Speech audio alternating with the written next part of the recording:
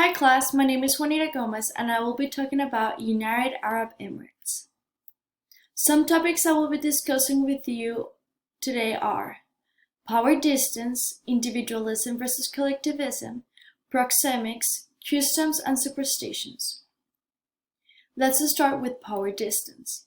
Power distance is defined as the extent to which the members of a society accept that power in institutions and organizations is distributed unequally.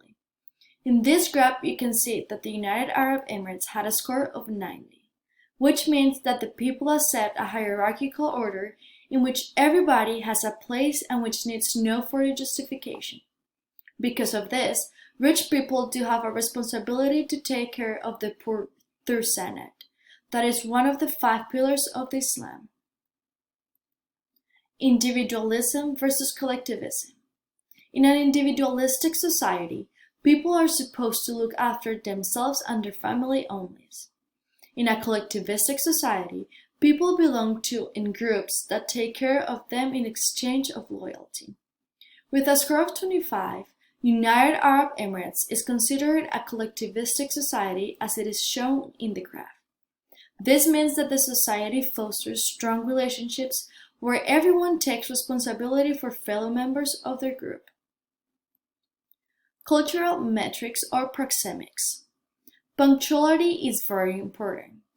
If a meeting is set to start at noon, it will start at noon. Personal space is comprised of a smaller person-to-person distance. This is because cities are densely populated, such as Dubai, but that may change once out of those areas. In this country, if you're a man, you're not supposed to extend your hand to shake a woman's hand, unless she initiated. Keep eye contact on the person speaking. When dealing with bosses or superiors, a lower gaze may be more suitable. Also, it is considered an insult to show the soles of your feet or shoes while sitting. Superstitions. Every culture has different superstitions. In this society, we can find different superstitions that are considered to bring good or bad luck. Some that are considered to bring bad luck are the evil eye. It is believed that the power of the evil eye can knock down ancient antiques, strip one of his health, or even lead to death just by inflicting a look to an object or person with the intention of harm. Another one is that if you find your shoe upside down, means you are in for some bad luck. And if you hear an owl toot, means something bad is afoot. On the other hand, we have the ones that are considered to bring good luck, such as spilling coffee. It is considered a sign of good luck and a blessing. Henna is a symbol also of good luck and health. Throwing rice brings good luck at weddings. Breaking glass means breaking a spell of bad luck.